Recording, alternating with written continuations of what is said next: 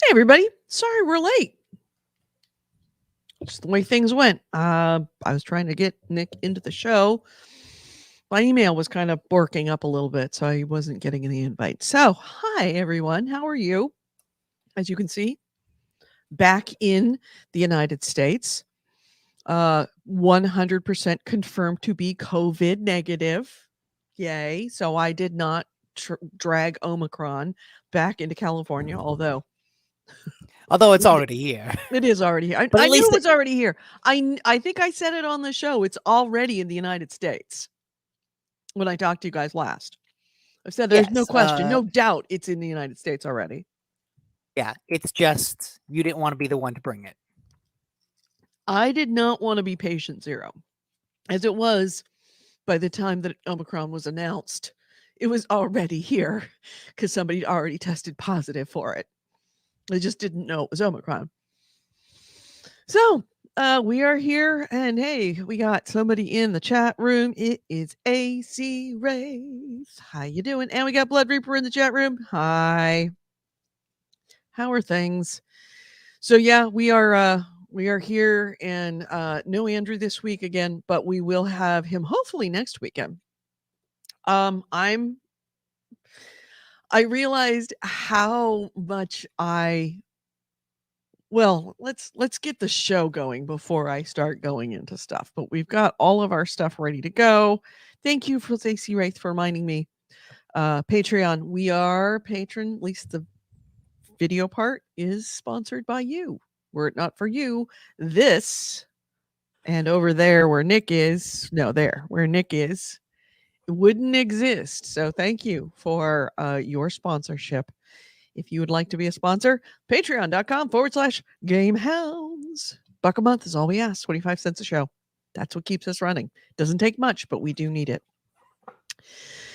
Wants to know if I watched the video in Discord. I haven't watched any. I haven't gone to Discord yet since I got back from Which video? Iceland. I haven't really done a lot since I've gotten back from Iceland except work and sleep.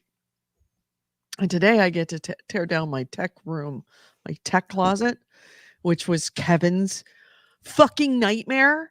And I guess the guy downstairs, that I have my house guest that is staying downstairs, his Ethernet is not working. And that's the source of Ethernet in the house is that tech closet.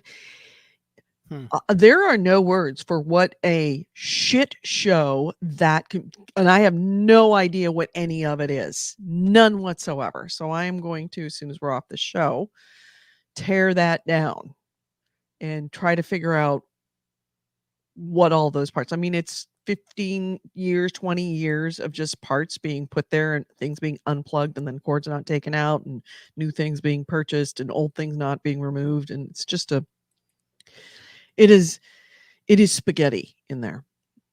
So that's what I got to do when we're done here. Let's start a show and then we can talk about stuff. I don't want to go too late today.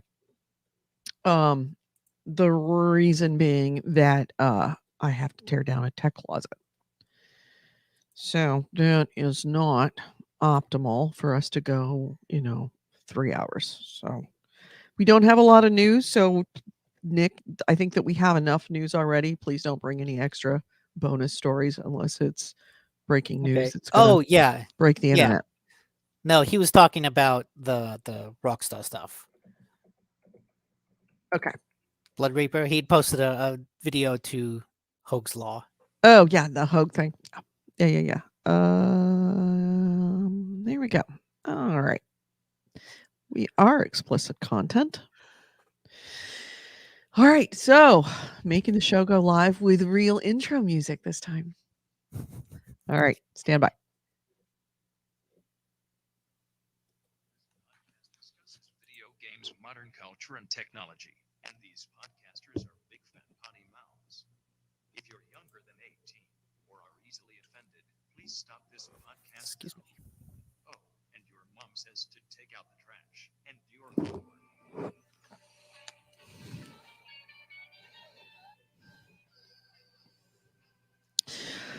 All right, mics are hot. Hello and welcome to GameHounds. And I just lost my right channel. Of course, first show back from being out of town, everything's working fine, and then I lose my right channel.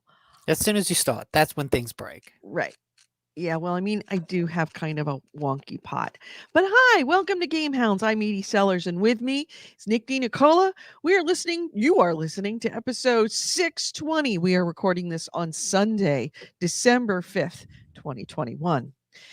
And I am back in the United States, as you can hear by the intro music. Oh, I missed you guys. Missed you guys so much. I missed my computer so much. Oh my God. Doing all of that with like just a laptop was just impossible. I mean, I think it turned out pretty well for just doing it with a laptop, like all things considered. Yeah, I mean, I managed to make it work, but it was Yeah. tough. Huh, okay, still don't have my right channel. All right, I think I'm sorted. So, how are you? How's things? Good. What did I miss? Not the whole lot. Yeah. Yeah.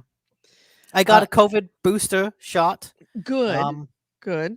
Just yesterday, so I'm feeling fine after it. Other than just like the arm feeling sore, but other than that, like I feeling didn't good. have any reaction to it until probably I'd say 3 days later, and for briefly, like I was doing my daily podcast with my neighborhood and sitting there and just chatting with them. I don't remember if it was the intro or the outro, but all of a sudden both of my wrists just like, oh my God, Like they hurt. they hurt all of a sudden and then went away.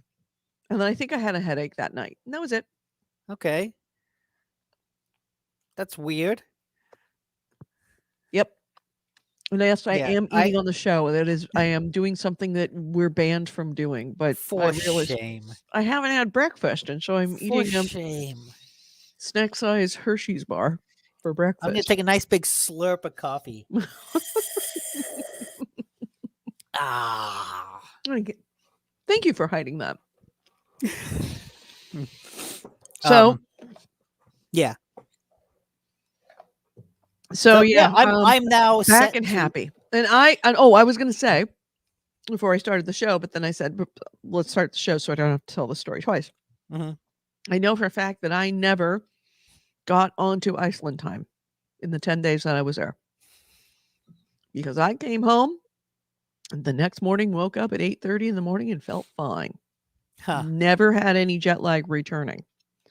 So yeah, never got off of California. Your body time. was just like, no, fuck Nope, you, no, Iceland. I'm no. not going to your time. No, I'm not going. I'm not doing it. Don't like it. Don't like it a bit. No, that's exactly Set what in your happened. ways. So yeah, that. But Iceland was wonderful. I enjoyed it. Good. I would have liked to have some more sleep. That would be my only complaint. That's always nice. Arrogant Americans, AC Ray says in the chat room. When I go to Iceland, I expect Iceland to be on my time. Yeah, well, I had no problem going to my time, to their time. The problem was that I couldn't get there for whatever reason. So Is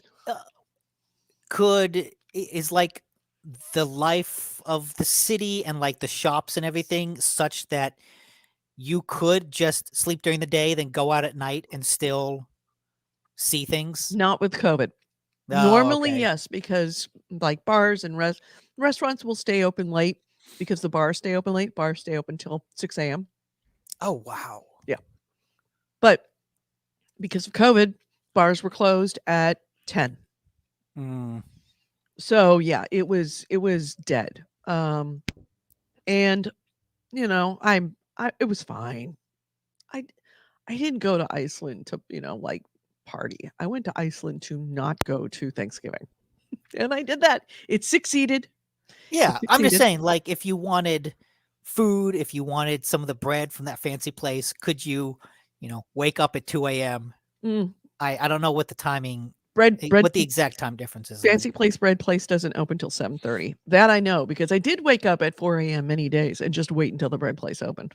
Okay. Okay. Freud. Bitters wants to know. Oh, Nick, I bought the Library of Ruina last week. That game is so much fun. You guys should try it. I know. I want to go back to it on Game Pass. I've been playing a lot of Resident Evil, but I keep thinking about that game. Mm-hmm. Well, then let's talk about Resident Evil and get it out of the way so you can stop playing it, and then you can go back to Library Ruina. Well, I'm not going to stop playing it just because I talked about it, because I am enjoying it and I want to finish it completely. Mhm. But I do think the part where I'm at is a little less fun than what it was last week. This game, it seems to be trying really hard to split the difference between Resident Evil 7 and Resident Evil 4. Does it do it well? So that's the thing. 7 was straight up horror. 4 was straight up action. And so this one kind of tries to go down the middle of that. It tries to be scary while also presenting you with a lot of action set pieces. And I think in the beginning and the middle, the way the game is set up, you go to this village and there are like 4 lords, I guess you could say, like that are in charge of their domain of the village. So, you're traveling to different places. What is this? Okay. What was This is Resident Evil Village, right? I know. I feel like you skipped way to the end because I don't Yeah. think I'd seen that part. But yeah. So there's 4 lords in this village, and you kind of go through the game, and you go to one, explore their area, fight them, go to the next one, explore them, blah blah blah. The first 3, I think, straddle that line between horror and action really, really well. In that there's enough action set pieces to give you that satisfying action gameplay. And like I said last week, even though it feels like you're always scrounging around for ammo and stuff, the game does give you a lot of tools at your disposal to craft stuff. You can scrounge for ammo and find it, in boxes and stuff. You can get crafting supplies and craft it. You can buy ammo at the shop. So there's like these 3 different ways that you get supplies. So you always have stuff. You always have supplies to spend when it gets action packed. And the horror comes from the fact that, hey, those werewolves that you see in the video, those are little fuckers. Those guys are really dangerous and can really hurt you. And a lot of the places you go are genuinely creepy. Like it's very atmospheric, very moody, and it does a good job of kind of being this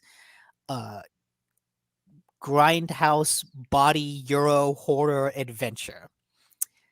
The problem is that where I am now, I'm at the 4th lord, like the final lord before, you get to the end game.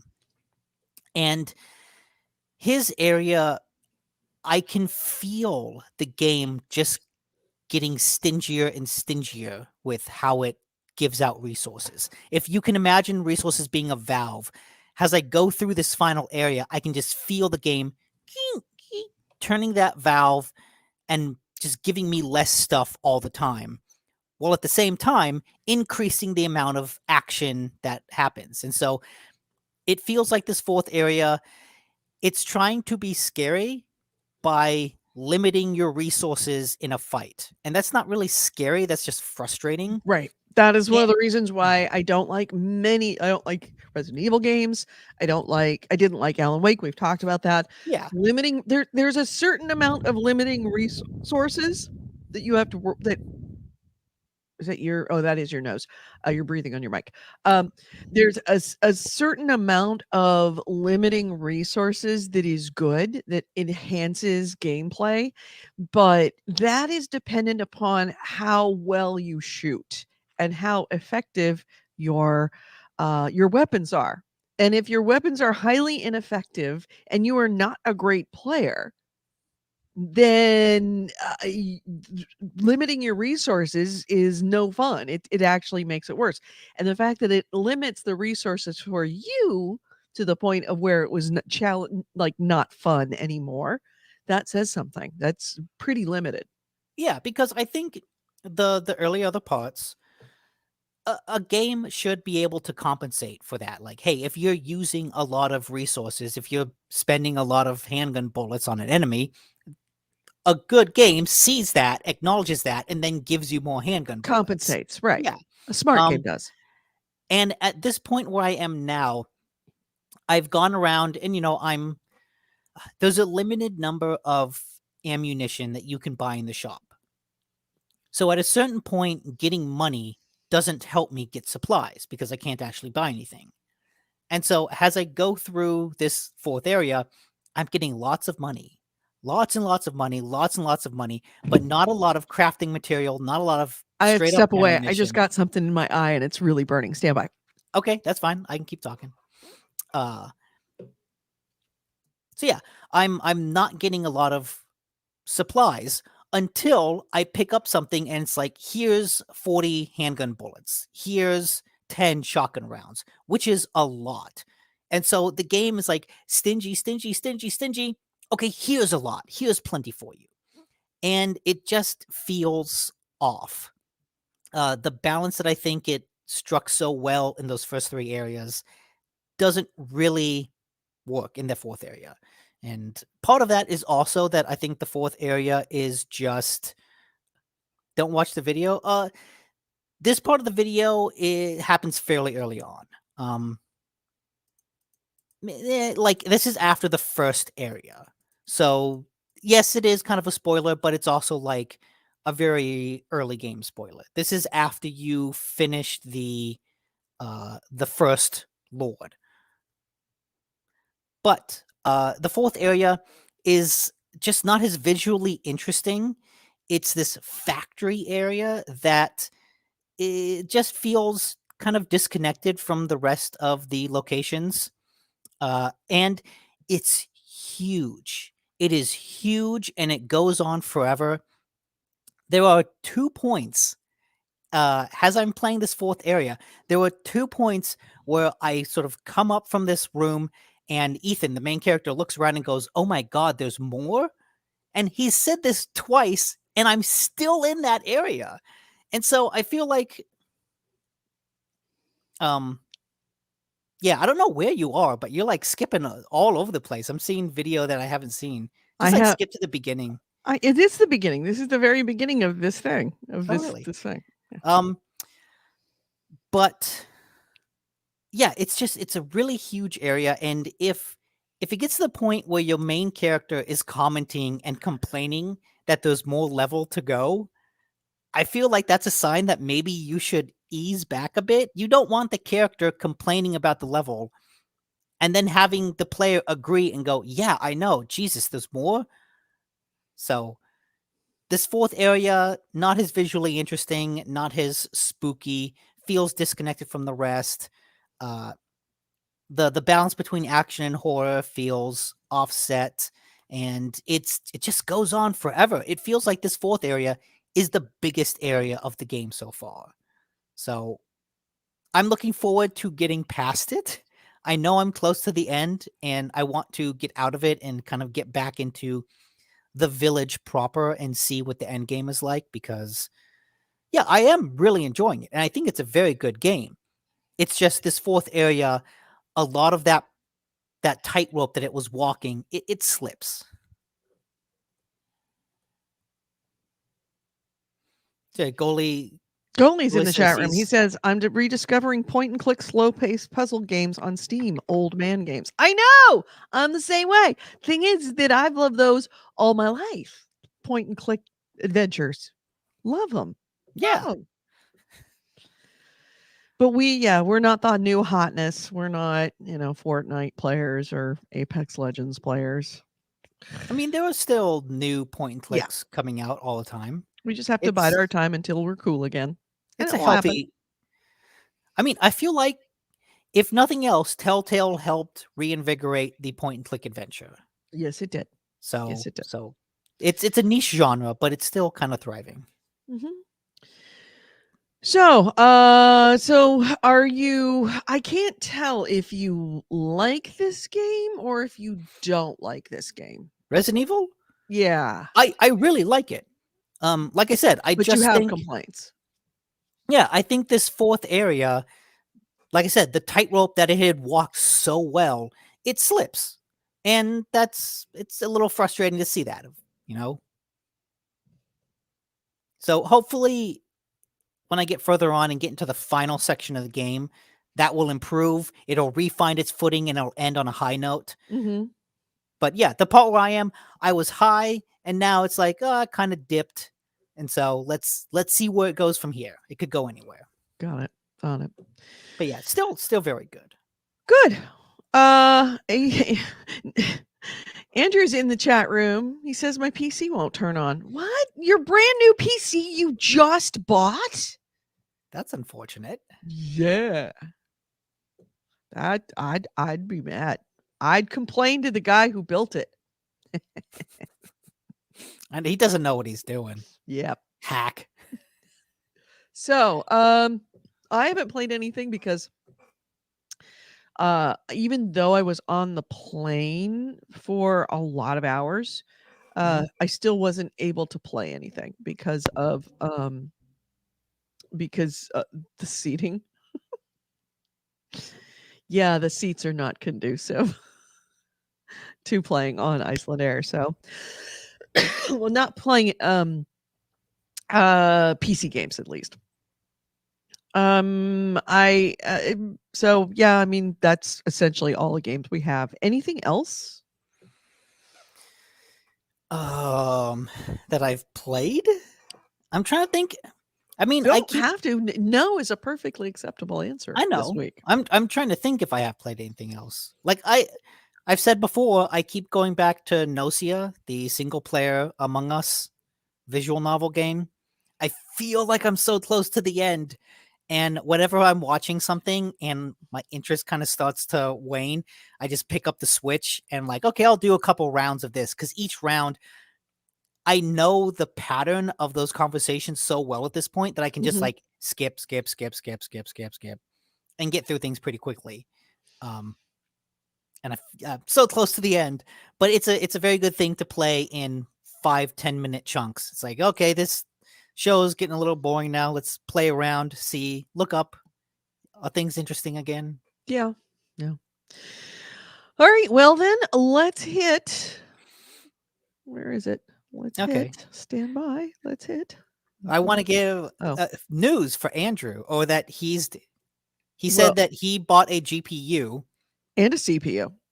and I guess he needs a new power supply, and And that's his why it power won't turn supply. on. Mm-hmm. No, he needs the new power supply. Like that's the one thing he didn't get. Oh, I see. He needs a new power supply because of the Yeah. GPU. Got Which it, got it. I sympathize with. Wait, because you bought a GPU after I bought you a GPU? drama. I bought you the big new hotness graphics card. Maybe it's another one. Maybe it's a dual GPU. He says, no, that was the new thing. Oh, that was the new one. That was the new thing, was the GPU. Got it. Mm. And Goalie says, I'm looking to get a Surface Pro or something to play my point and click games. That's good. Look, yeah, touchscreen is perfect for those games. exactly.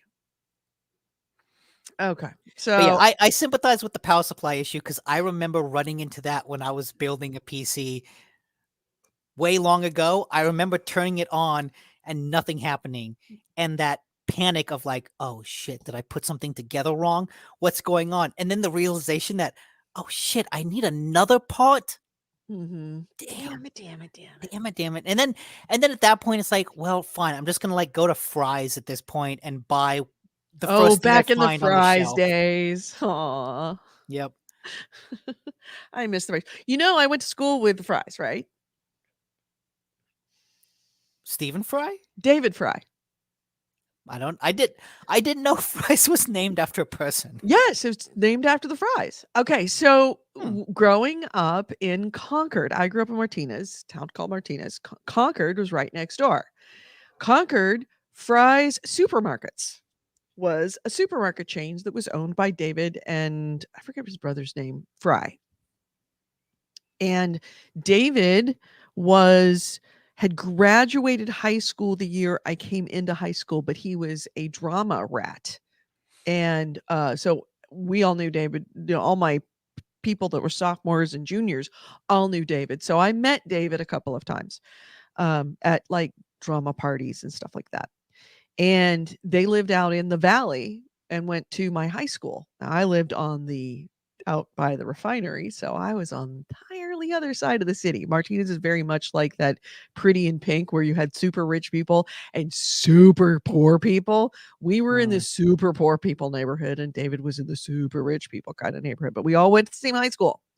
So yeah, and it was because of David and his recognition that hey, computers are a thing. This was in 81. And his realization of like, oh, computers are a thing and there's a lot of tech guys, like computer nerds down in Silicon Valley, this place, South San Jose. So he used his father's money from the supermarket to open Fry's Electronics down in Cupertino, I think it was. When Cupertino was just this bedroom community, like a bunch of homes and nerds. Yep. So that's how that started. I was just checking to see if Fries is still in business, but if you go to fries.com, there's just a message that says, "Nope, we have made the decision to shut down." And I guess as of last year only, April 2nd, 2021. If you are interested in the history of Fries, I recommend on YouTube, there is a channel called The Company Man who goes over brands, either what made them successful, what made them rise and fall and rise again, what made them fall, how they did what they did. Really, really good, good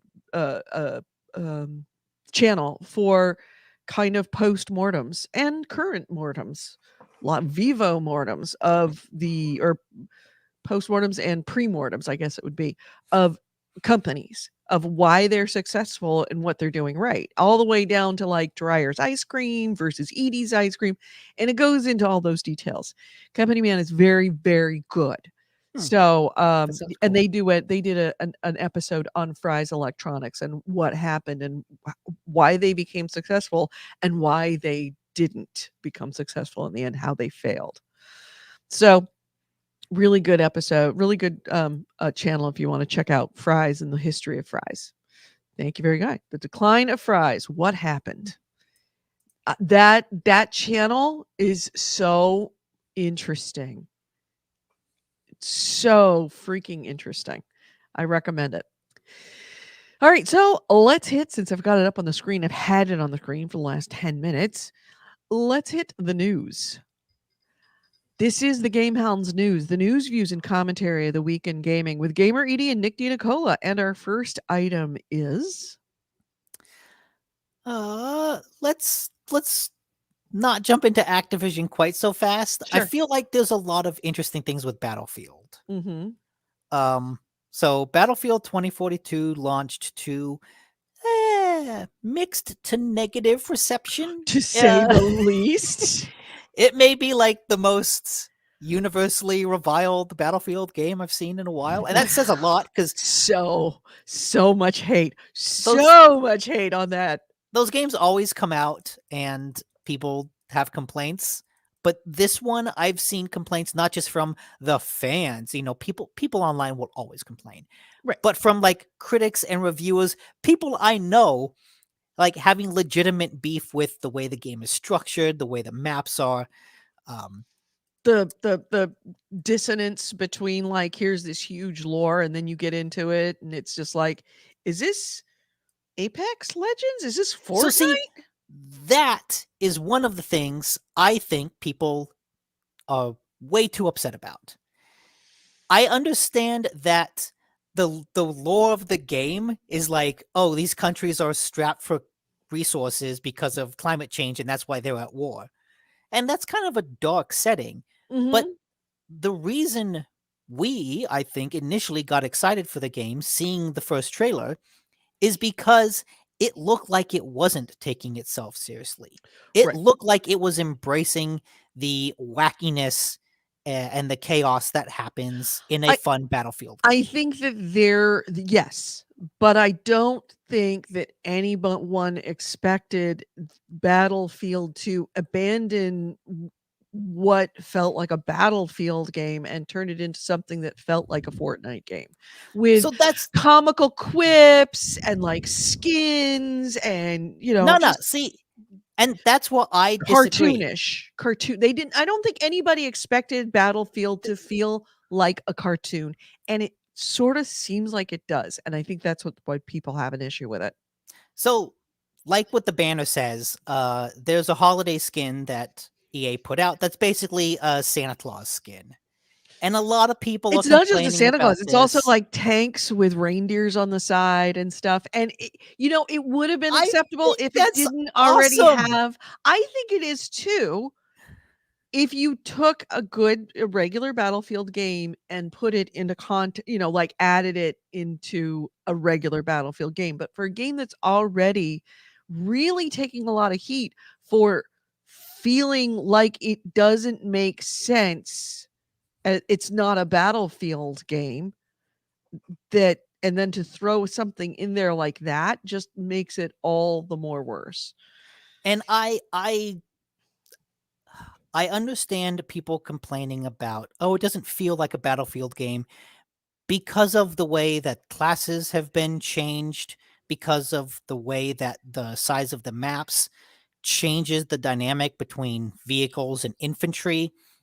But when you're just talking about style, when you're just talking about tone, if Battlefield wants to go for like a wacky Christmas tone, I'm all for that. I want it to be that, especially because a lot of these like skin changes, they were probably in the works before the game even came They out. they did say that these, Yeah. and not only that, most of these, because these skins were leaked, and that they were leaked prior to, and the DICE has responded saying not all of these skins um are going to be implemented at the same time. They're going Yeah, to. and I see in the chat, AC Wraith posted a link that says the Santa skin is not in there. That they sort of backed off of it. And I Mhm. think that's a crushing disappointment. That feels like a bunch of people shitting on a game they don't like and kind of ruining fun for the rest of people. And I say that as someone who's like been actively turned off from the game because of the critical reviews of it. But here is something that could lighten the mood, and yet everyone is taking it so seriously. Right, because that's what a Ah, Battlefield game is. It's not. Yes. Did we want to lighten the mood a little bit off of Battlefield? Yes. This is more than just a little lightening of it, no, it's and it's not. more than No, just a it's not. few It's people wrecking it for the rest of us. It's I don't know a single person other than you who says that they are happy with the, Santa Claus riding a reindeer tank in this Battlefield, not previous Battlefield. Battlefield previous, I would have been like, yeah, sure. so Had a why? little whimsy. Why? The problem is that, and I have not played Battlefield 2042. I cannot speak authoritatively. But when you've got a game that is already being slammed for having this dissonance between this intro that's serious about war and about how the But world that is was never destroyed, what this and game was. 50% of the right. That was never what this game sold itself as. From the beginning, it sold Wrong, itself as a wrong. wacky It sells it multiplayer. that way in the intro. It's Just got because pages and pages and pages on its website going into the history and the lore who reads of this lore on a game. website? I People do. I'm someone who enjoys video game lore to an absurd degree. I Right. have never once gone like to a website to read a short story about the lore. No, that's dumb. People do. People do. Also, who B, cares about Battlefield lore? Battlefield has never had like good lore. The only Battlefield game that had a legit good story was Bad Company, and that was like Nick, 10 years ago. I agree with you. Had it not been for DICE making a big thing about this lore by don't think they hiring did. a celebrity, the whole intro to the game is that. I don't know. I've never seen the intro. I haven't played it. That's why you need to shut the fuck up. But again, it's Or do just, your research. At least I know but it's that the just whole an intro is all about this serious game. And then they get in and it's like, oh, and Battlefield players are used to a hyper realistic. No, they're not. The game has never been hyper real. What do you mean hyper real? They're used to I should say not hyper real. A Realistic. war shooter. Huge air quotes. Right, but I mean, they were in many ways very serious. And when they said, "Hey, we're going to lighten it up a little bit," people are like, "Oh, we're kind of cool with that." But I don't think anyone anticipated that they would be any of the fans anticipated they would be lightening it up this much to a point where it does not feel like a Battlefield game. It feels like Apex Legends. I think it's a Christmas. It's a seasonal thing. I like when games do that. When we were playing Chivalry 2 over Halloween, they had like Halloween events where you could put pumpkin heads on your character, and there was knights running around with giant pumpkin heads on. Right. Did that ruin the authenticity of the game? No. No. Because Well, first off, no, Chivalry 2 did not have the history with the fan base that Battlefield does by any stretch of the imagination. I don't think it's that. I think it's people taking things way too seriously. It's a seasonal event. It's supposed to be fun. It's for a limited time. I would agree with you had it lighten up. not already been suffering from a lot of other complaints. This was just, And see, and I'm that's not saying gasoline on itself is very safe, but if there's already a fire, you don't throw it on the fire. And there was that's already why a I fire say- with Battlefield 2042 under not doing well and infuriating fans already. To the And point where you even said people said it was a terrible, terrible launch. And then to throw this on top of it. but see, that's the difference. There's a difference between valid criticism that I've heard of what feels like a poorly designed multiplayer game. And even based on my time with the beta, I feel that. There's a difference between that and people going, I don't want Santa skins in my game. I think you are It feels like people who are angry at the game just looking for more things to snipe at and nitpick about, when really this is just supposed to be a fun seasonal event, and it's irrationally angry fans I think taking a good thing away. DICE misreading the room is what it was. I think it's fans, like I said, irrationally angry fans shouting online and making their voices heard more than the average person who would enjoy something. I would agree had there not been so many. That's the whole point of being loud online. It looks like it's not that it looks like there's a lot of people. I have yet to find me someone who says that there's other than yourself that think that this is a great idea. Somebody who's actually playing Battlefield, and I might. You know why it's hard to find is because those people are just like, no, well, shit, it's not happening. So I'm not reading. I DICE misread the room, and Gully asks what game had a pilgrim riding a turkey on Thanksgiving. What game had a pilgrim riding a turkey on Thanksgiving? Halloween. Everyone had a pumpkin head. God, it could be ESO. Could be any MMO. That's kind of a standard within MMOs. Like I said, Um, those sorts of seasonal things are fun, and to see a community crap on a seasonal fun thing like that to the degree that DICE backs away from doing it feels like that community has reached a level of toxicity that even a bad game doesn't deserve. I think that it would probably I would put a lot more I would fight against your opinion less had we both either one of us played it. Hmm. You know, we're not really in the position to make opinions on what people are saying, I based mean, on the fact that we're I not think I playing am. it right now, and I'm not gonna buy it just simply because I've heard it's just a shit show. Um, but, on that note, bringing this back around, let's talk about Yes. how there is more news about EA planning a Battlefield universe. Yes.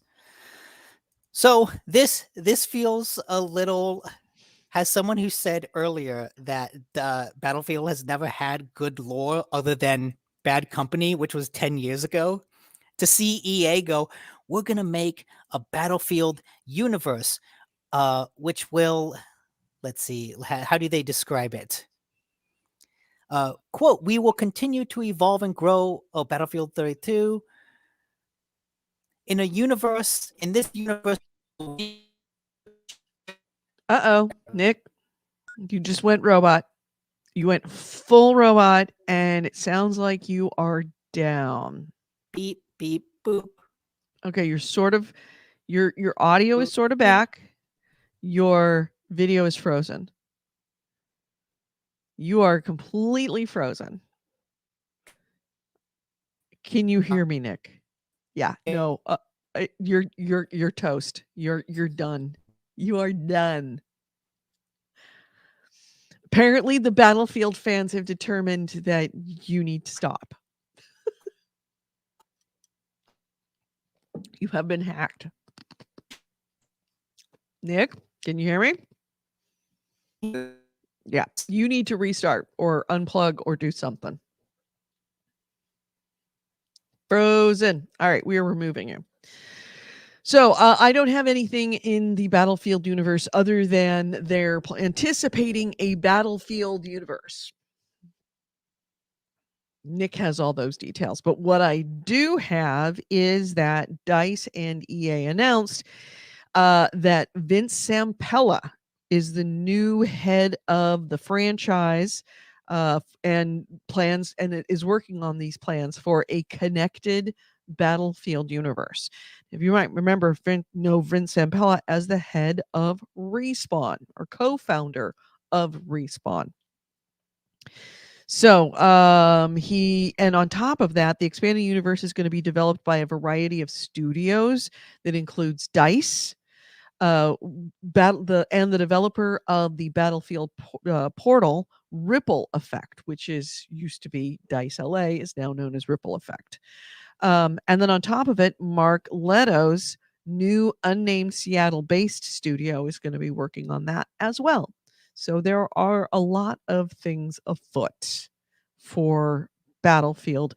Is that connected to the horrific reception that Battlefield has gotten lately? Probably. Probably.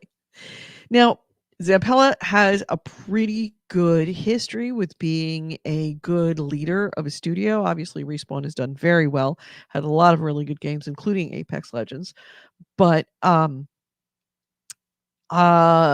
he's still going to be at he may I mean it's not a bad move. It's not a move that makes me angry at it, but I mean, jury's still out seeing if they can save what's going on here. So Nick is not back. I'm wondering if his internet is completely dead. Thank you for that link very much. Ah, Dave remembers Gears of War 3. That's what it was. Let's pull that up.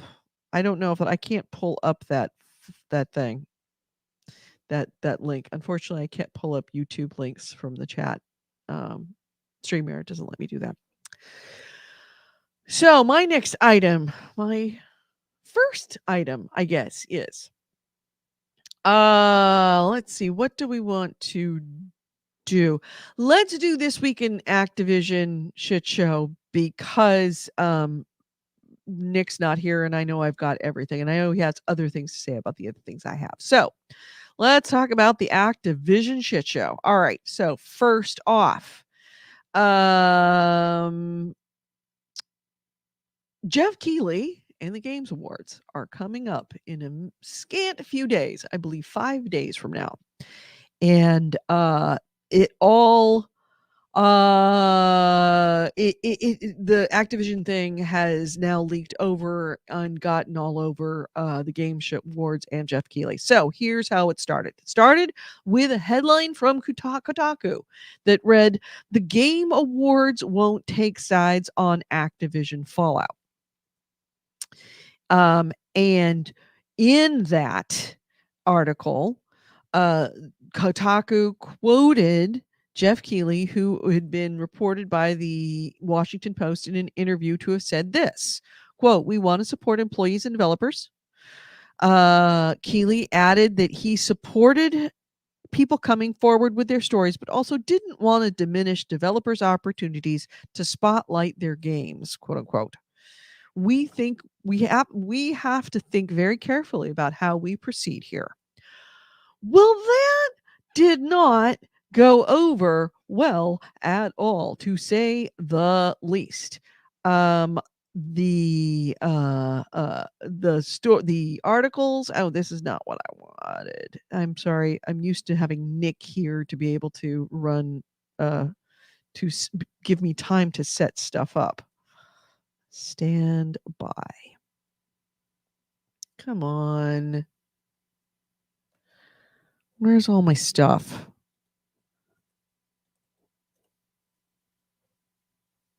I'm sorry about this. This is what happens when you lose your co-host. So annoying. Yeah, I guess I can't use it. I don't know where my... There it is. There it is. Found it. Share screen. Chrome tab. Window. All right. I think we have it now. All right. We are sharing it now. Yes. Okay, good. So, Jeff Keighley came out with this article. Kotaku came out with this article about the interview that he did with Washington Post. It did not go well. The headline really sparked it, but it did not. The whole tone of the article did not go over well with the Twitterverse, to say the least. People came out and said, "Cool, let's not take sides on women's rights and pretend that this is okay. Fuck you guys. If the past few years have taught us anything, it's that silence is being complicit. Silence is taking a side." Multiple stuff about people saying that this is inappropriate. Jeff Keighley has to say something. Making it all about the games is all fine and good, but you cannot ignore the elephant in the room, which is abuse, rape, assault, all these other things. And someone else actually made a really, really good point. Actually, it says, "Don't take sides, Jeff Keighley's. I will.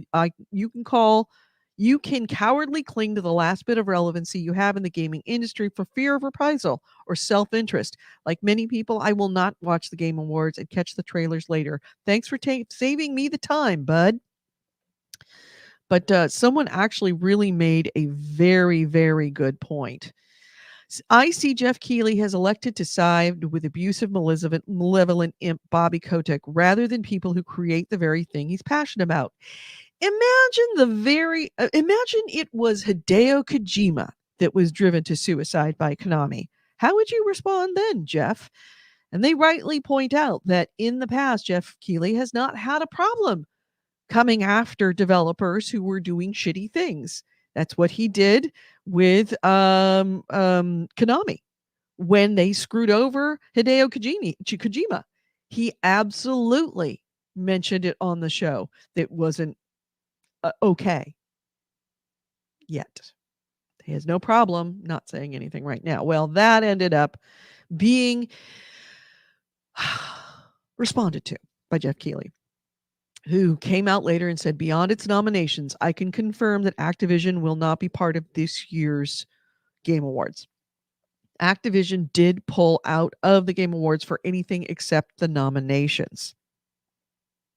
And also he added a fairly lukewarm statement about abuse and harassment and predatory practices, how there's no room for them in gaming. So yeah, this did not go over well. Welcome back, Nick. Haters ain't gonna keep me down. What happened? Just internet hiccup. Yeah. Comcast. It still seems a little hazy right now. See, I tell you, it's those fucking Battlefield fans. They're so toxic.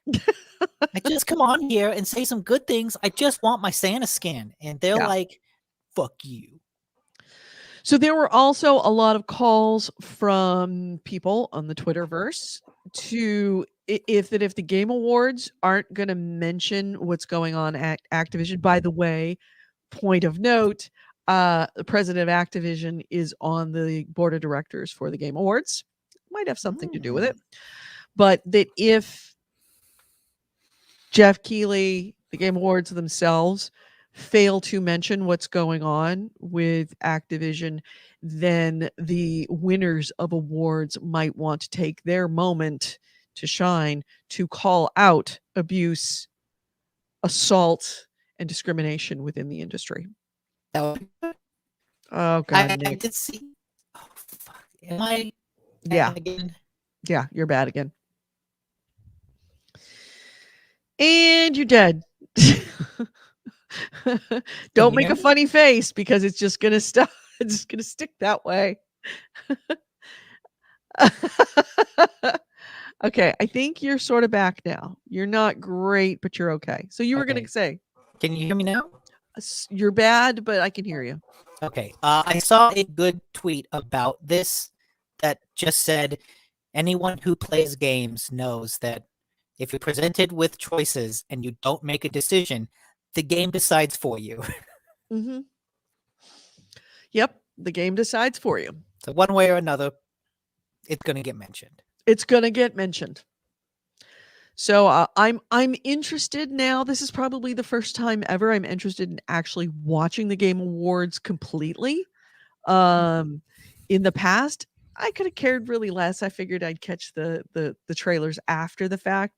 This year, I am interested to see who says what and whether they get cut. Because remember, it is television. There is a delay. They could absolutely cut people from saying stuff. Yeah.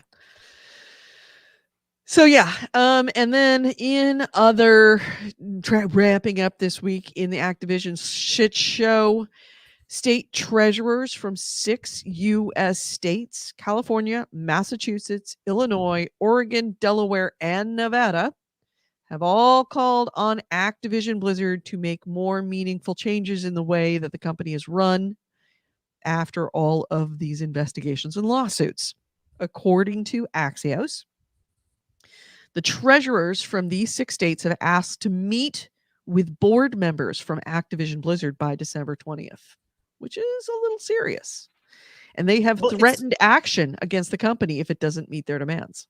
It's also good because it's meeting with the people who could then get rid of Bobby Kotick. Right. They don't want to meet with Bobby Kotick. They want to meet with his buddies on the board of directors.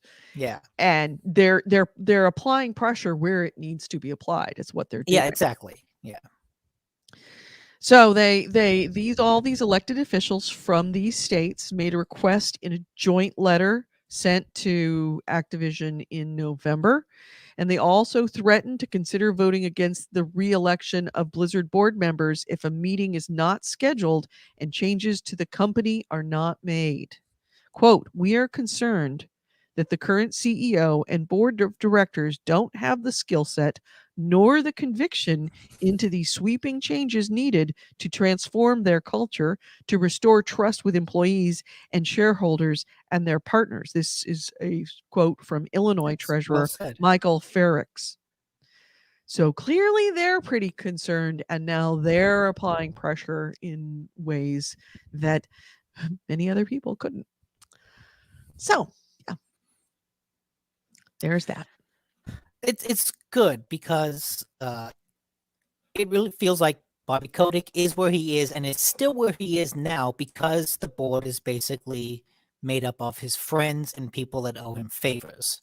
And it's the kind of protection that you usually see for CEOs in that position that usually allows them to get away with doing nothing. Mm-hmm. And so to see this happen is again what makes this Activision case so unique is that a lot of this white collar irresponsibility happens everywhere, but a lot of people seem to be zeroing in on Activision as like, okay, this is one that we can take action on. This is one we can actually do something about. Mm-hmm. So Blood Reaper says in the chat room, if I was running the Game Awards, I would say don't talk about the stuff going on with Activision. Yeah, you kind of can't for both of the reasons cited by the people on Twitter. One is that being silent about it is being complicit.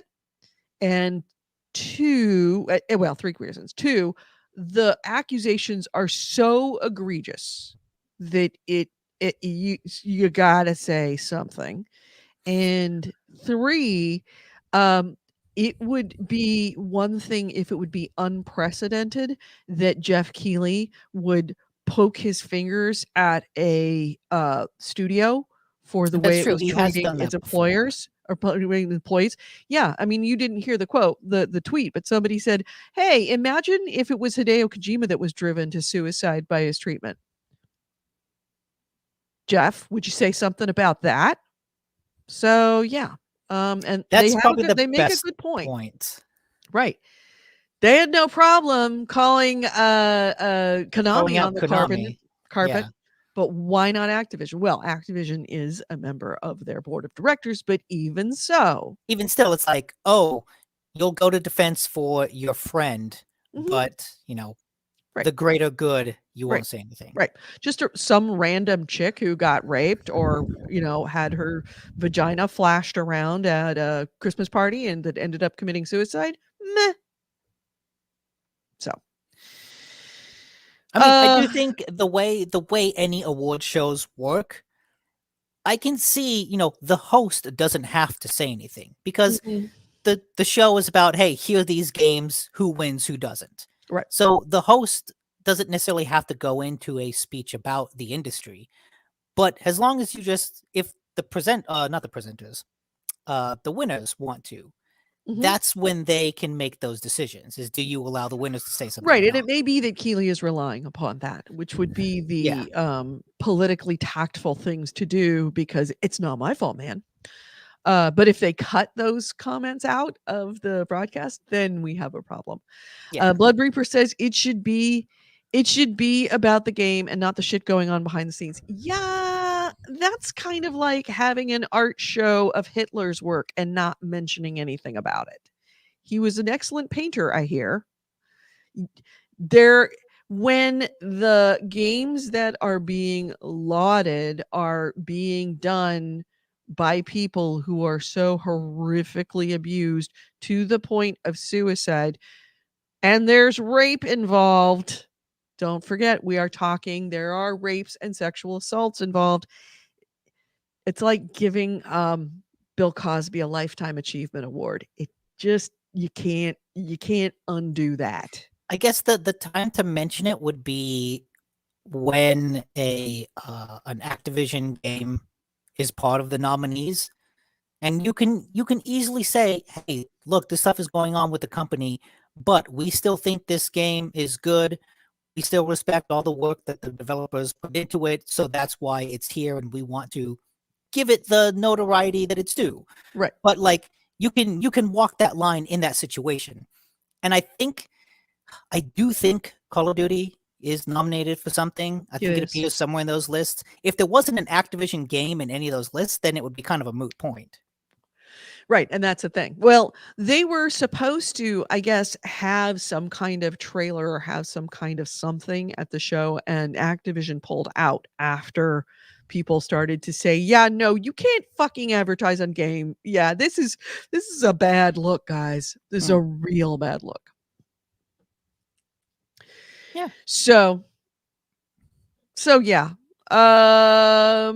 And Dave, Dave, I don't want to get political about it, but it's like he says, I thought the Democrats did give Cosby a Lifetime Achievement Award. I don't know that they ever I don't think did. that And was if they after the fact. did, it was an after the fact, right? Like you give an award back in the 90s. There were colleges that gave him a emeritus degree, but they all withdrew them as soon as the facts came out.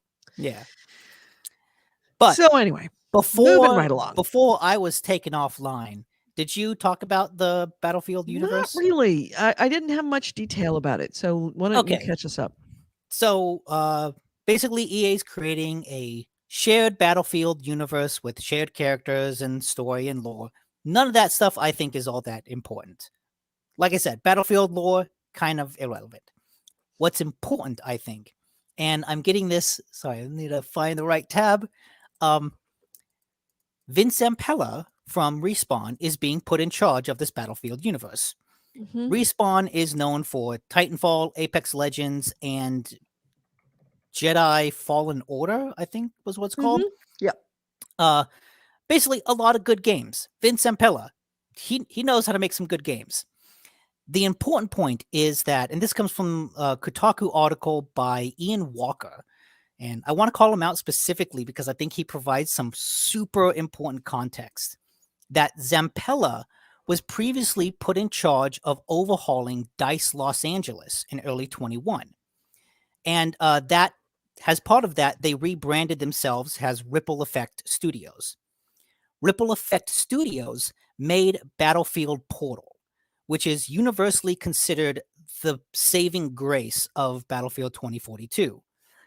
Most reviews I've read said 2042, yeah, it kind of sucks, but Portal, maybe you should buy the game for Battlefield Portal. So knowing that he was put in charge of the studio that made what is like the most universally lauded part of 2042, he seems like the right person to be put in charge of this larger shared universe. And that makes me optimistic that even if I don't care about the lore and the narratives and the characters, having someone like him in charge of that larger universe will let us see more things like Battlefield Portal and less things like Battlefield 2042. I knew the name. I knew that we had discussed him on the show a long time ago. Vince Zampella and Jason West were the heads of Call of Duty. Mm-hmm.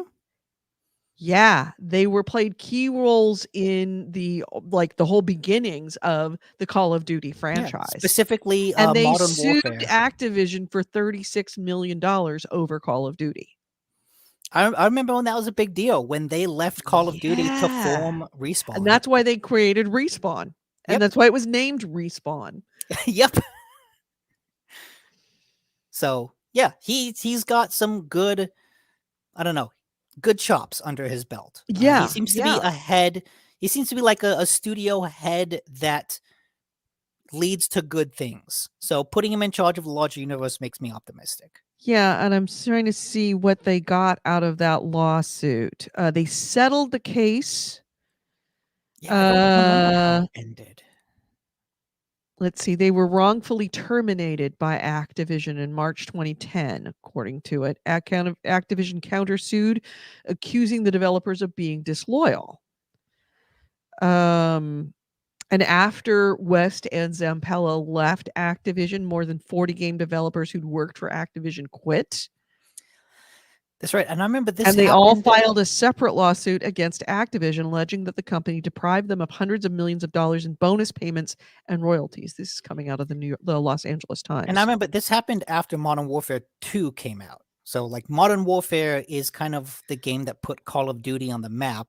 Modern Warfare 2 comes out, it's the Right. sequel, everything explodes. Then all of this controversy happens. And so Modern Warfare 3 kind of comes out with this black cloud over its head. Right. And that was, yeah, that was settled in May 2012, at the end of May 2012. And it was a settlement whose terms were not disclosed, resolved all lawsuits. Yeah.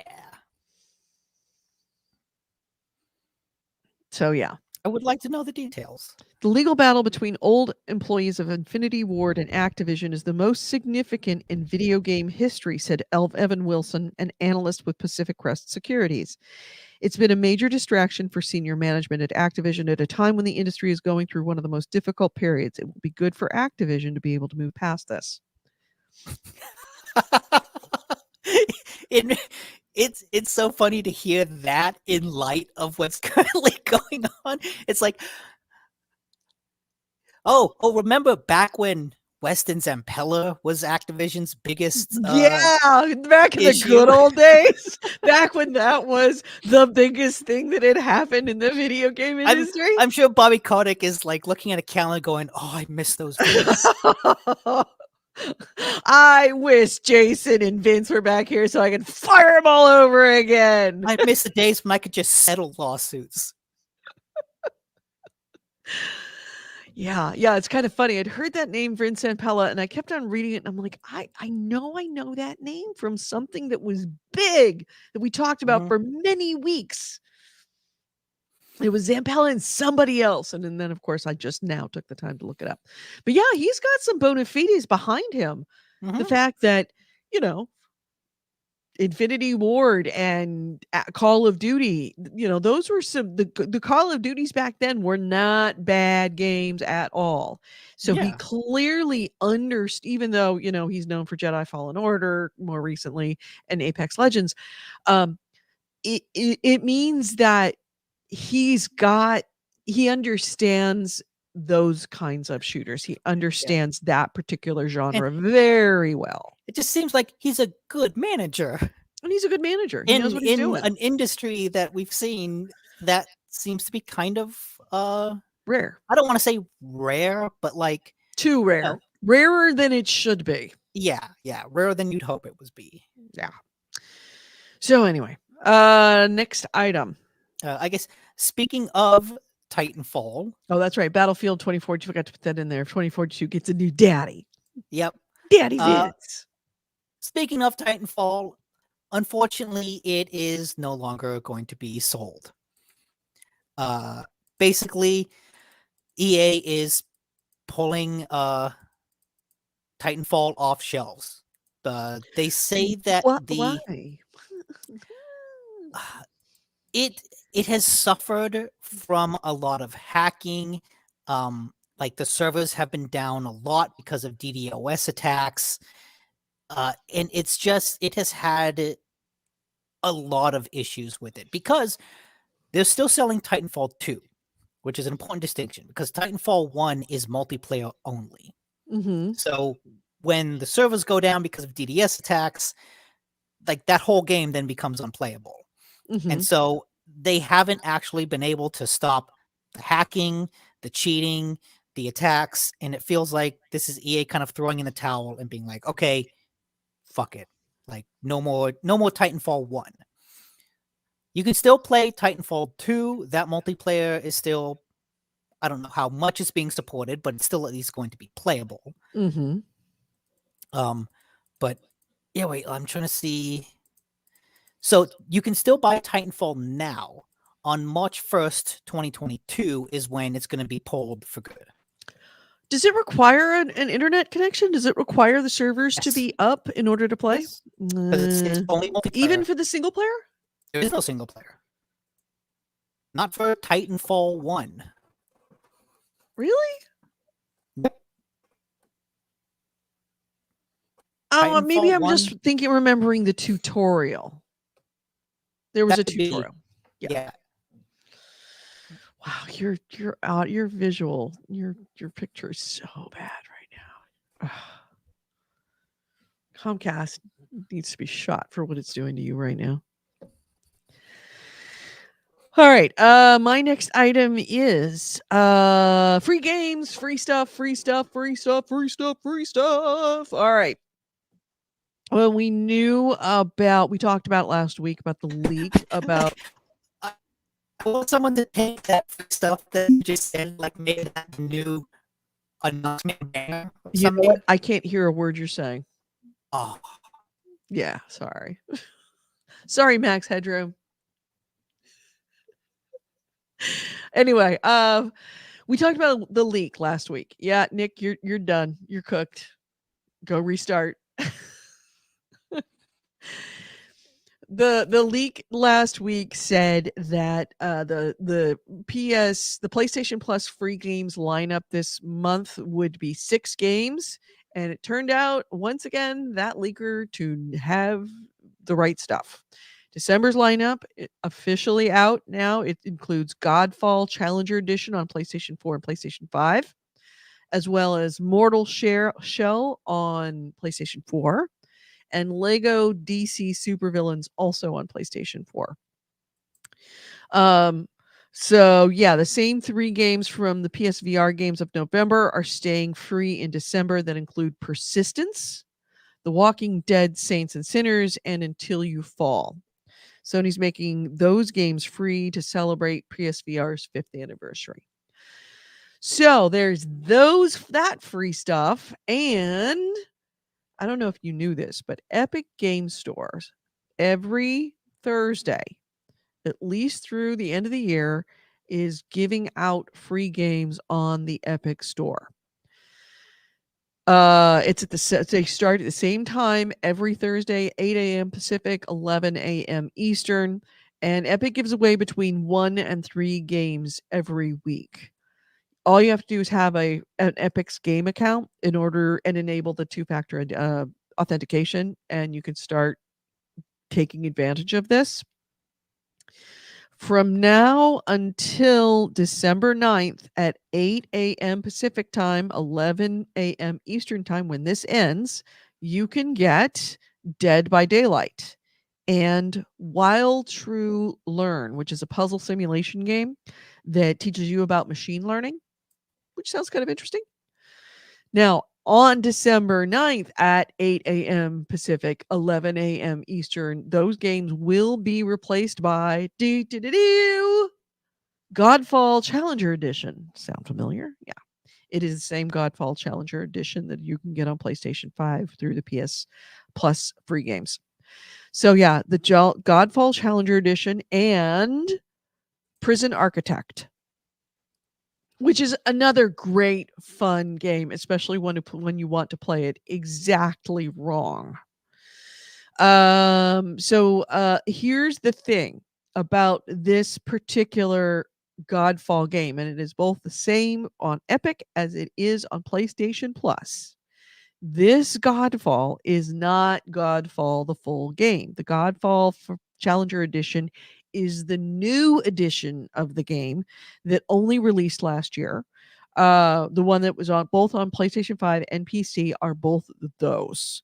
And this edition doesn't have the story content. It just focuses on the 3 endgame modes. So it is not the full Godfall game. It is just pretty much the end game modes. That's why it's called Challenger Edition. So yeah, there's your free stuff for the week. Too bad Nick can't get any free internet. He needs to start stealing the internet password of the guys upstairs. Seriously. And Nick says, "Oh, thank you. Nick has sent me a link that says it's not the full game." Yes, I know that, Nick. I appreciate that. All right, so my next item, since it's just me without Nick, let's see what I've got. Oh, yeah, kind of the above the fold story that is a rumor, but it is super important. if it's to be true. And given the success of the the Xbox Game Pass, it does not surprise me a bit if this were true. Sony has said right now, the rumors come out that they're working on a new subscription service that would allow it to compete with the Xbox Game Pass. Essentially, they realize that their lunch is being readily eaten by Microsoft at the moment. So this is coming out of a report from Bloomberg, and it came from sources familiar with the project. The code name of this project is Project Spartacus. And they said that this service would charge a monthly fee for access to both classic and modern titles. Sound familiar? It's also slated to launch this spring, and it's going to combine PlayStation Plus and PlayStation Now into a single service of whatever this is going to be named, Project Spartacus, whatever its final name is going to be. So the documents that were shown to Bloomberg indicate that Sony plans to keep the PlayStation Plus branding and do away with PlayStation Now. So it looks like there's a possibility that it might be PlayStation Plus and PlayStation Now being merged together and being rebranded as being PlayStation Plus or PlayStation Plus Plus, PlayStation Plus Now. Don't know. So the rumor has it that it is going to have 3 tiers. One tier would be similar to how PlayStation Plus is now, where you get free games once a month. The second tier would offer PlayStation 4 games and PlayStation 5 games in addition to that. And then a third tier would add all of the first 2 tiers plus extended demos, game streaming, and a library of PlayStation 1, PlayStation 2, PlayStation 3, and PSP games. This is according to Bloomberg. Hi, Nick. Welcome back. Can you hear me? It's all right. It'll do. Okay, yeah. I mean, that's honestly the best. You're not going to get any, awards at the Games Awards for that sound. Yeah. Gotta do what you gotta do. Yeah. The only thing I have to say about this is just that I hope that PlayStation Now would change so that you could download games, because I think they did change something like that. From what I know of PlayStation Now, PlayStation Now is going to go away. That PlayStation Now and PlayStation Plus are going to be merged together. Well, the problem I have is that PlayStation Now was always like a streaming service where you stream those classic games to your modern console. Mm-hmm. But I don't like game streaming. I don't think it works. Even if it's a low fidelity game like a PS1 game, it's still going to count so much. Case in point of why right here. See this is why streaming games don't work. Yeah. So I hope that you could download. If something like this happens, I hope that you could download those classic games in the same way that you can with Game Pass. I'm thinking the way that these tiers are described, with tier 1 being down, free games, tier 2 being PlayStation 4 and PlayStation 5 games, and then tier 3 being PlayStation 4, PlayStation 5, and then all the other PSs, including PSP. The fact that they spent so much money on the technology to create PlayStation Now, I'm thinking that downloadable games are only going to be that first tier. That's my gut feeling, and that the other ones would be streamed. That'd be unfortunate. Yeah, I mean, Sony made a mistake. I forget what was the name of the company that they acquired in order to get that streaming service. It started with a G. Yeah, I can't remember the name of it either. Go chat room. What was the name of the company that PlayStation bought? I think it started with a G. I want to say it was a Japanese name too, like Gimme, Go something. I'm gonna say Gimli. It's not Gimli. No. It's so yeah. They made a very bad mistake, investing so heavily in streaming because repeatedly it is becoming clear people don't want streaming for anything but movies. Game streaming doesn't work. It's not there yet. They shouldn't have bought that technology. But they're going to have to make that if they can't abandon the technology because they paid so much for it. So, yeah, I think that you probably have that right. Is that it's going to be streaming of PlayStation 1 through 5 games on the tiers 3 and 2. Okay, so I did some Googling. It looks like some games are downloadable. Oh. This is just on like the PlayStation help that to download an eligible game, select the game and select download. So okay, some on when PlayStation now are currently downloadable, yes, but not all.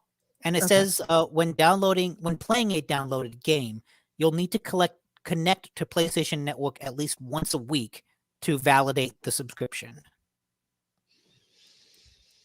Which actually, that's more forgiving than Game Pass A lot more because because it's every 15 minutes with Game Pass. I haven't been able to play anything. There's sometimes Kai, there we Oh, go, yes. and on live. Sony bought On Live too. I guess they bought parts of On Live. I don't see why they wouldn't. Yeah. Okay. Apparently, my nose is making sounds again. But fuck, what was I saying? Oh, the download. That you're doing more research online. Oh, that Some yeah. of them are downloadable. With Game Pass, when my internet's gone down, I've tried to play a Game Pass game and it won't even launch. It just kicks me back to the menu. Right. So just like authenticating weekly is very forgivable. Yeah. Yeah. So, Maybe PlayStation Now is a much better service.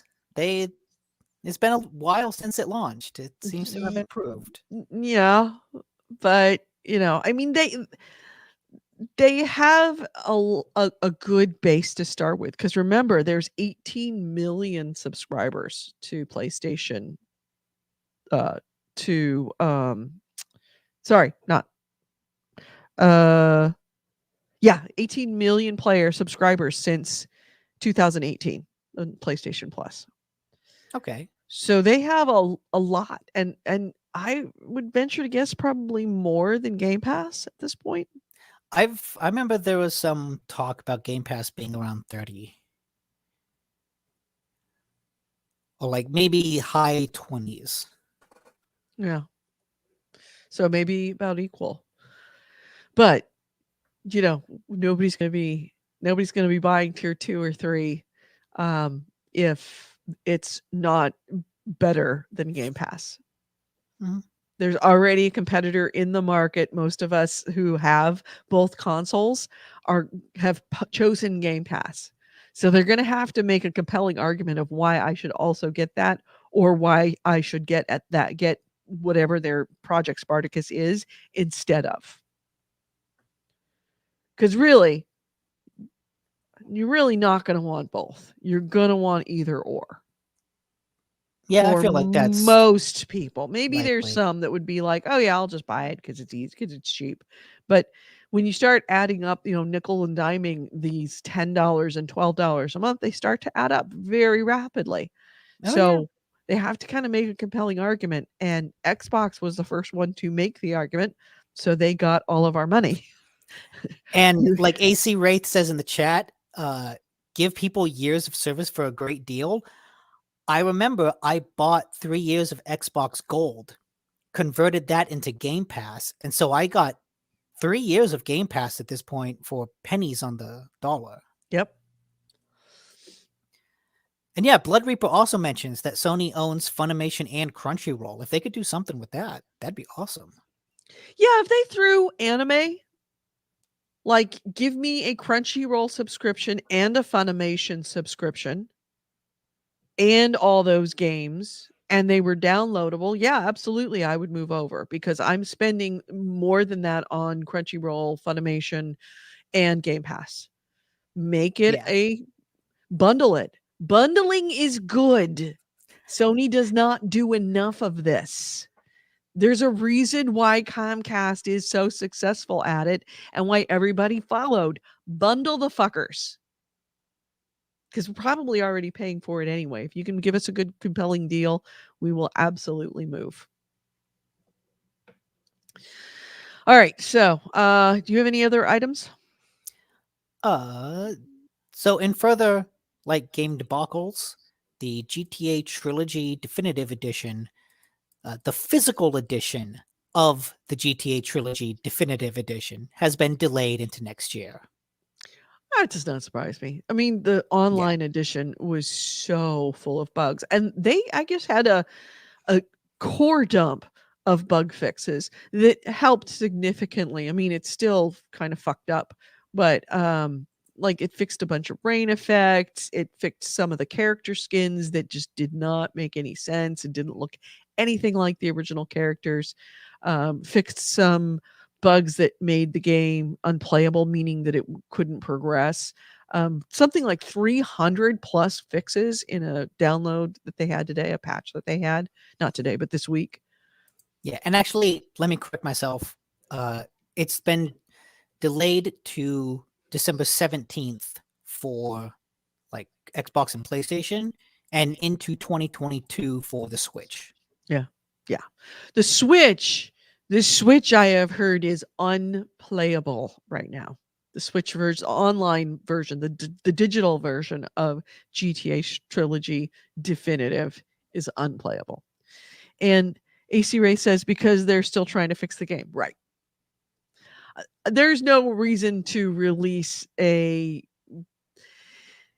the only reason why they might want to hurry that physical edition to market is to put it into Christmas stockings, and it has received enough bad press that I don't think that they would make the money that they were hoping to make out of Christmas stocking stuffers for people. Just it's well recognized enough to have been a bad game that people are not purposefully avoiding it at this point. Hey, Mark Clemens is in the chat. He says, "Damn, I know it's been a long time for me, but Nick is all grown up." Yeah, I know. You should have seen him a couple weeks ago when he had a beard, or most of a beard, before he shaved it all off. Yeah, Nick grew, all the body hair and everything. Oh yeah, lots of body hair. Just his testicles dropped. I put Gandalf to shame.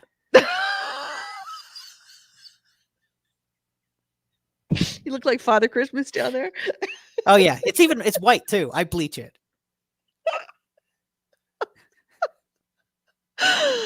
Hey, how are you, Mark Clemens? Welcome back. I hope you come back. We're here at 2:00 every Sunday. Where have you been? Yeah. So yeah, there's the link that you need for the background on that. So my next item is what do I have? Let's talk Take-Two.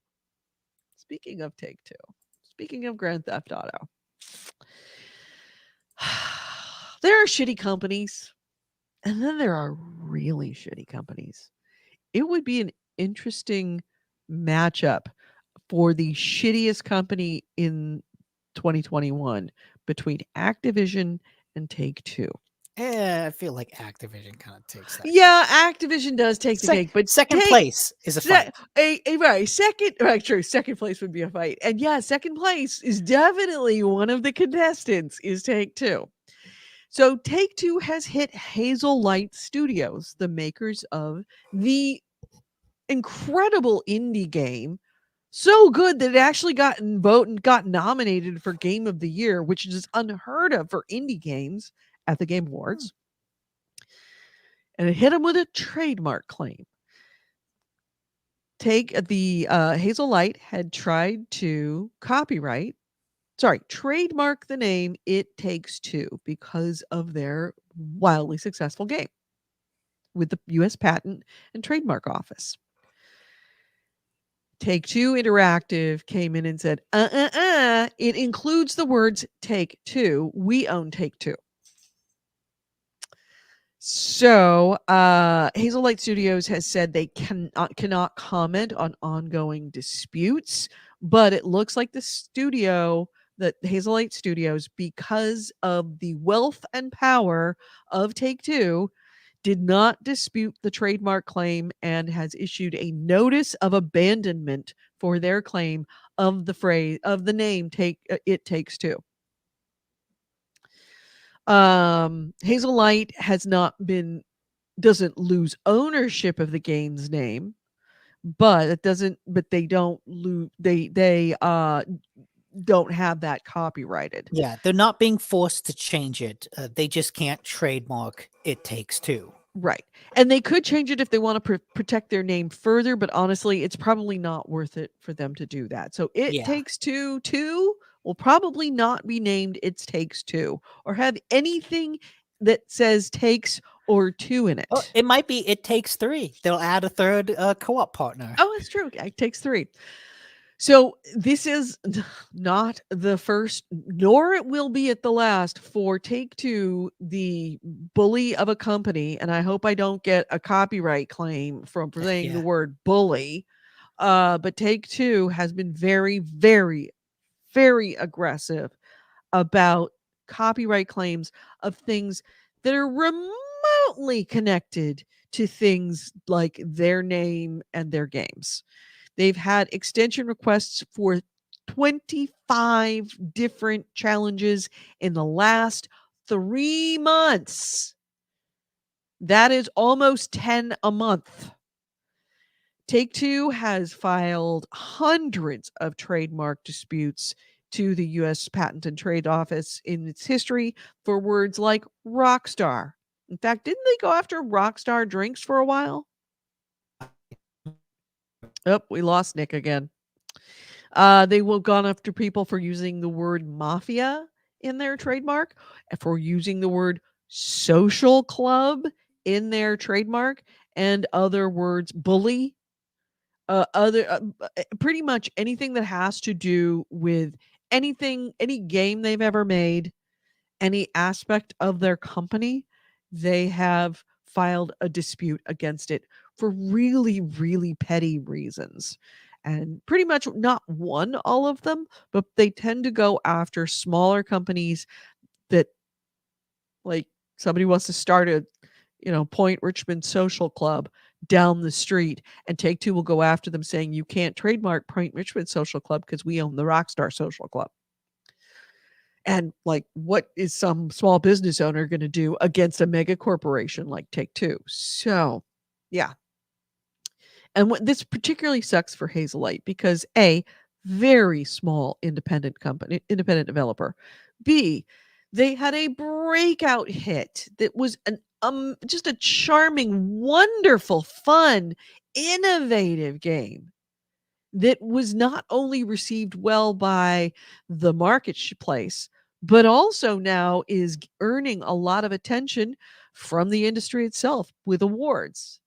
It broke the glass ceiling of indies getting into the nominees for Game of the Year for Game Awards, which doesn't happen. Game of the Year Game Awards, they they fillet AAA games. So this is kind of huge, and it kind of sucks. And Take-Two, they're just kind of assholes. Blood Reaper says they didn't go after the song Rockstar. I would love to see that fight. You know why? Because I bet you it would be either up against Warner Entertainment or Sony or somebody that actually has the money to fight them. They don't start fights they can't win. They can't, like a bully, doesn't start a fight against anybody who can fight back.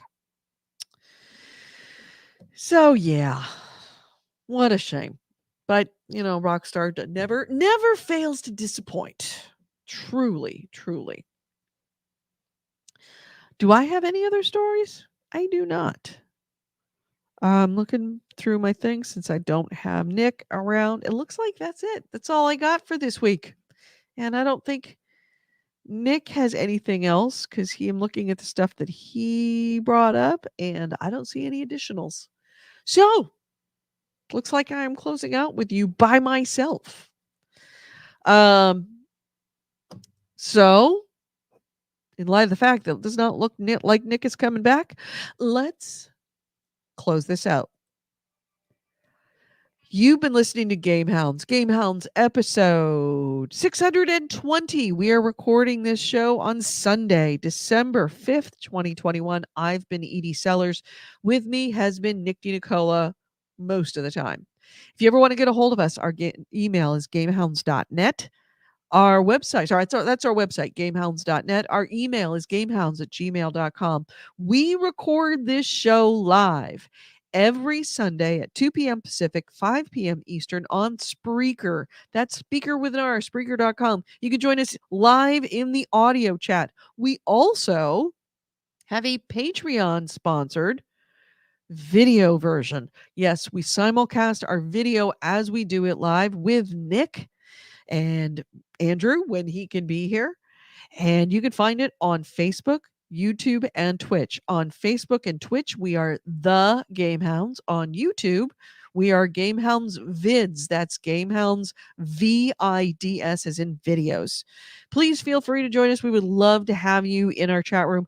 Thank you so much in our chat room to Mark Clemens, who's joining us again after like a million bajillion years. To Blood Reaper, to AC Wraith, who provides all the links in all the different platforms of absolutely everything we talked about. I believe we had Bitters. We had Dave Gardner. We had, I think I already mentioned, Blood Reaper. Thank you to everyone in the chat room. I'm sorry. Oh, and of course we had Creation Chaos, our very own Andrew Smith, who's fixing his computer, and hopefully we'll be back next week. Thank you for joining us. Please feel free to join us next week, 2 p.m. Pacific, 5 p.m. Eastern on Spreaker, YouTube, Facebook, and Twitch. Also, if you are a fan of the show, especially the video feed, consider becoming a patron. You can go to patreon.com/gamehounds and you will find us and you can help sponsor and support the video feed. And also, let me put out an appeal to you. If you are watching this show on YouTube, hit the like button. It is very important. That is how YouTube knows to pump out our show to new people. So go down, hit the like button. We'd appreciate it. Everyone have a great week. Be safe. Be real super safe out there right now. And have a fantastic week. We will talk to you next week, everyone. Bye-bye, everyone.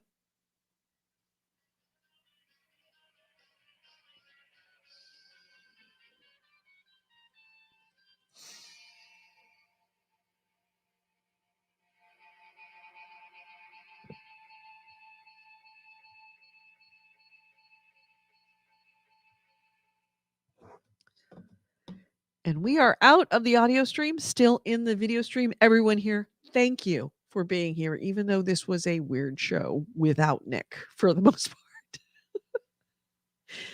part.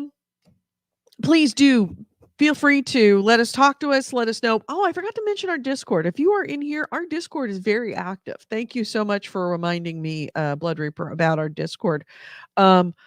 Our Discord is around. We'd love you to have it. I should get there more often than I do. But, last 15 days I've been in Iceland Iceland brain, if not Iceland time. So yeah, there's our Discord channel. Feel free to join us there. And